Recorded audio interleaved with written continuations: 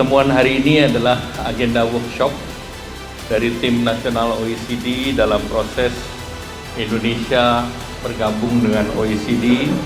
Tentu saya optimis bahwa dengan OECD ini kita berada dalam track yang benar, dan kemarin dalam pertemuan di Nikkei Forum di Jepang bersama Prime Minister Kishida dan Prime Minister Anwar Ibrahim, mereka juga mengapresiasi aksesi Indonesia di dalam OECD.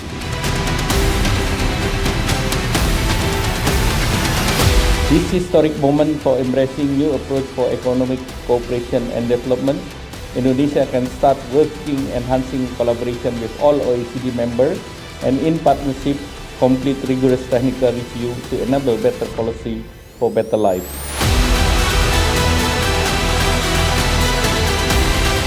Indonesia telah menerima peta jalan aksesi untuk menjadi negara anggota Organization for Economic Cooperation and Development atau OECD pada Ministerial Council Meeting awal Mei 2024 yang lalu, menandakan sejarah sebagai negara Asia Tenggara pertama yang berstatus sebagai negara aksesi OECD. Melalui keputusan Presiden nomor 17 tahun 2024, Menteri Koordinator Bidang Perekonomian Airlangga Hartarto telah ditunjuk sebagai Ketua Pelaksana Tim Nasional yang akan mengawal proses koordinasi nasional percepatan aksesi Indonesia untuk menjadi negara anggota OECD. Bagaimana perkembangan proses aksesi Indonesia untuk menjadi negara anggota OECD? Manfaat apa saja yang didapat kedua pihak saat Indonesia menjadi negara anggota OECD? Sahabat Ekon, berikut episode Kupas Ekon selengkapnya.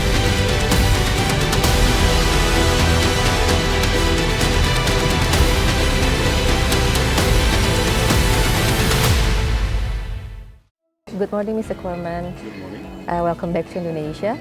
Okay, we would like to ask you a few questions about OECD, if you don't mind. Okay, the first one is, what do you think about the accession of process of Indonesia in OECD?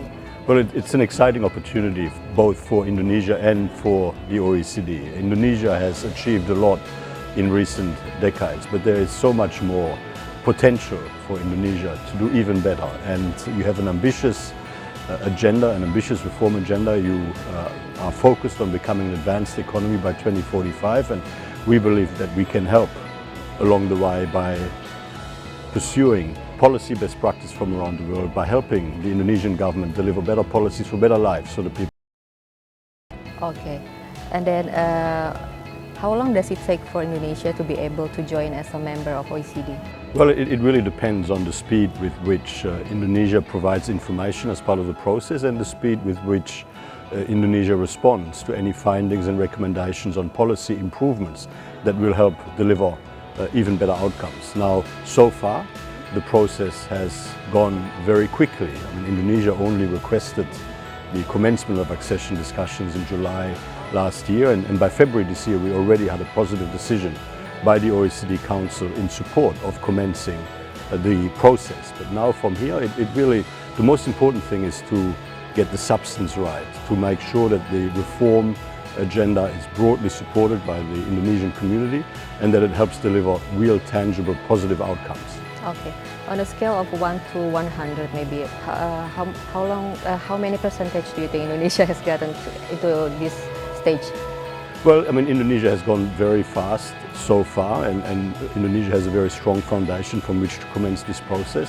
But really from here there will be a substantial amount of work across 26 different policy areas where we will have a very thorough dialogue and engagement with the government of Indonesia, with stakeholders across Indonesia in business, civil society, the unions, the community at large, to make sure that we come up with the best possible recommendations on further improvements going forward.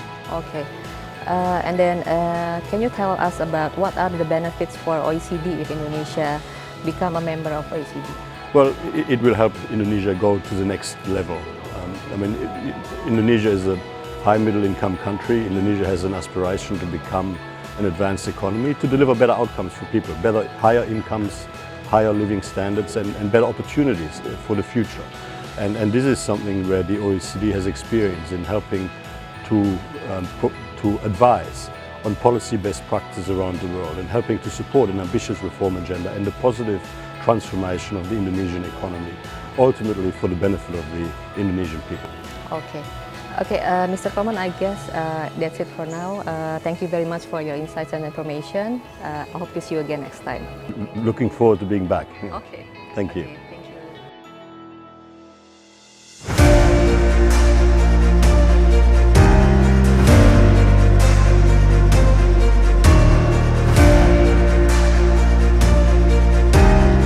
Selamat sore, Sore, Bapak Mbak Sesmenko. Sina. Ya. Baik Pak, saat ini Indonesia sedang menjalani proses aksesi Pak Ya. untuk bisa menjadi negara anggota dari OECD. Ya, Mungkin bisa dijelaskan Pak, sudah sampai mana perkembangannya, Indonesia sudah berada di tahap mana? ya. Jadi seperti kita ketahui ini prosesnya sangat cepat sekali. Kita mengajukan intention itu baru di bulan Juli 2023 yang lalu. Dalam waktu yang sangat cepat, kurang lebih 7 bulan, di Februari yang lalu seluruh anggota OECD, 38 negara menyetujui proses aksesi Indonesia ke keanggotaan OECD. Kemudian kemarin diacarakan di kantor OECD di Paris tanggal 2-3 Mei kemarin secara resmi Sekjen OECD di dalam forum MCM Ministerial Council Meeting untuk OECD, acara tahunan OECD tingkat menteri, secara khusus kemarin diacarakan menyerahkan roadmap aksesi keanggotaan Indonesia, di mana pemerintah Indonesia diwakili Pak Menko Perekonomian. Nah, dengan kemarin sudah diserahkan resmi roadmap-nya kepada Indonesia, artinya Indonesia sudah secara resmi diterima aksesinya, tinggal proses aksesi ini berjalan sampai untuk menjadi anggota OECD. Kemudian dari proses yang ada setelah roadmap diterima, kemarin juga kita juga langsung menyiapkan tindak lanjutnya dengan menyusun yang namanya Initial Memorandum yang isinya semacam self-assessment dari kita yang terkait dengan berbagai bidang, berbagai sektor, ada sekitar 26 sektor yang nanti akan di-assess oleh 26 komite OECD. Sisi yang lain juga sebenarnya ini dua pihak saling mengharapkan. Indonesia sangat berharap bisa masuk ke OECD, anggota OECD sendiri juga sangat berharap Indonesia bisa segera bergabung. Karena banyak manfaat, baik bagi Indonesia, kalau bagi Indonesia jelas sekali manfaat secara nasional terhadap kita, tapi di sisi yang lain juga bagi OECD itu juga sangat bermanfaat karena Indonesia mewakili ekonomi yang terbesar di ASEAN. Selain itu juga membuktikan OECD inklusif, jadi sudah mulai ke negara-negara ASEAN dan negara-negara emerging countries yang lain. Indonesia baru saja menerima kunjungan Pak dari Sekretaris Jenderal OECD, Bapak Korman. Apakah kunjungan kerja dari Sekjen Korman tersebut merupakan bagian Pak dari proses aksesi Indonesia untuk bisa menjadi negara anggota? Sebenarnya kunjungan Sekjen OECD ke negara akses itu hal yang biasa. Jadi kalau kita lihat kemarin Sekjen Mathias Korman diterima langsung oleh Bapak Presiden di Istana Bogor. Di dalam pembahasan Sekjen Korman menyampaikan perkembangan proses aksesi Indonesia yang begitu cepat, respon seluruh negara anggota OECD 38 negara juga sangat baik sekali, dan juga komitmen dari Sekjen Mathias Korman untuk mensupport Indonesia di dalam percepatan aksesi keanggotaan OECD. Kemudian juga setelah bertemu Pak Presiden, kemarin kita ketemu dengan pimpinan parlemen dari pimpinan DPR, karena nanti proses assessment ini nanti akan juga melibatkan perubahan regulasi di mana itu menjadi otoritas dan kewenangan parlemen, yang kemudian juga Sekjen Mathias Korman didampingi Pak Menko kemarin bertemu dengan Bapak Prabowo Subianto sebagai presiden terpilih. Setelah itu pun kita sampai malam mendampingi pertemuan dengan trade union, dengan serikat pekerja, kemudian dengan Ketua Umum Kadin dan Ketua Umum Apindo yang mewakili dunia usaha. Baik Pak, Ya. saat ini OECD memiliki 38 negara anggota ya Pak. Apakah ada Pak hal-hal yang bisa Indonesia pelajari dari 38 negara anggota OECD tersebut, seperti success story perekonomian negara-negara tersebut yang lebih mendorong Indonesia untuk harus bergabung bisa menjadi negara anggota OECD, begitu Pak? Ya, sebenarnya prinsipnya dengan menjadi anggota OECD itu kan kita harus comply dengan berbagai standar global. Jadi ada standar internasional, standar OECD yang sangat bagus, yang sangat ideal di berbagai sektor. Dengan kita memenuhi semua persyaratan atau standar internasional tersebut, secara otomatis di seluruh sektor pasti ada perbaikan. Nah, kalau ambil contoh, saya kira banyak sekali beberapa negara yang dari sisi angka capaiannya seperti Costa Rica dengan bergabung ke OECD ada perbaikan dari sisi PDB-nya dan sebagainya. Defisit budgetnya berkurang, Kolombia, kemudian Lithuania, yang terakhir kemarin Chile, yang mereka langsung klaim bahwa dampak positifnya mereka shifting dari negara yang tadinya dalam bentuk diktator menjadi lebih demokratis, kemudian PDB-nya juga naik cukup tinggi, kemudian beberapa indikator-indikator perbaikan aspek sosial di negaranya juga sangat bagus sekali. Saya kira merata hampir semua negara-negara yang menjadi anggota OECD pasti merasakan dampak positifnya.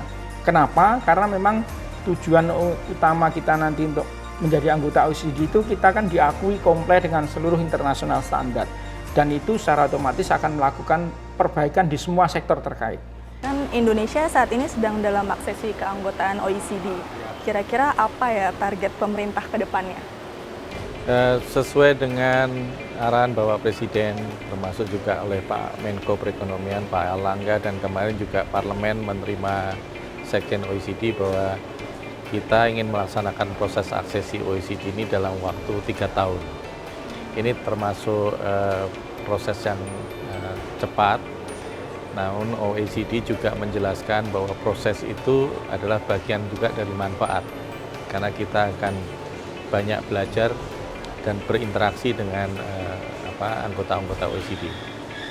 Untuk mencapai target yang tadi Bapak telah sebutkan, kira-kira ada nggak tantangan untuk mencapai target tersebut? Tantangan pasti ada, cuman bagaimana sekarang tantangan juga sebagai kesempatan kita untuk memperkuat koordinasi dan kolaborasi. Karena di dalam proses tentu akan ada banyak perspektif, apalagi ini menyangkut bagaimana kita menyelaraskan standar kebijakan di Indonesia dengan standar kebijakan yang dilakukan atau dianut oleh OECD yang sebagian besar adalah negara-negara maju.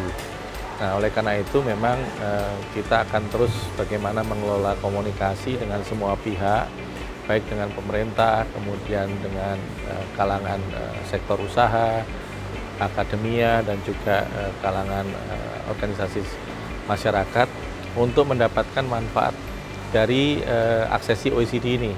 Sehingga kita terus mengupas sebenarnya dari aksesi ini apa yang manfaat bisa digunakan untuk kepentingan nasional. Pertanyaan terakhir Pak, kira-kira strategi atau langkah apa yang akan dilakukan pemerintah dalam proses penyiapan Initial Memorandum OECD? Ya, kunci suksesnya adalah koordinasi yang kuat. Ya, oleh karena itu kita sudah disahkan tim nasional untuk mengelola ini, kemudian nanti di dalam prosesnya akan dibentuk Project Management Office yang secara khusus menangani OECD. Nah, selain itu juga kita mempersiapkan sebagai bagian dari infrastruktur, dan ini menjadi salah satu keunggulan Indonesia yang belum ada di dalam proses aksesi OECD sebelumnya, adalah bagaimana mendigitalisasi semua proses itu supaya semua pihak yang terlibat dalam OECD mendapatkan informasi yang simetrik, dan semua hasil mediasi, proses maupun dokumen yang akan ada di dalam proses semua akan tersimpan di situ, sehingga akan lebih mudah juga memantau proses, kemudian mempelajari bagaimana prosesnya, dan juga berbagi pengalaman di antar pihak yang akan terlibat di dalam proses aksesi. Nah, ini oleh OECD juga sudah diakui sebagai satu inovasi dari Indonesia yang kalau memang ini semua bisa berjalan, OECD dengan senang hati juga akan mengadopsi usulan model yang digitalisasi yang ditawarkan oleh Indonesia.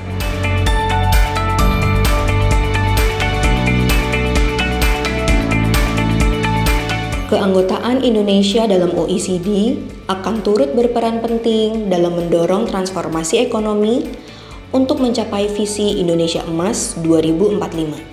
Prinsip-prinsip OECD mengenai tata kelola pemerintahan yang baik, transparansi, dan pertumbuhan yang inklusif sangat selaras dengan tujuan Indonesia untuk mencapai kemajuan dan kemakmuran. Sekian episode Kupas Ekon kali ini.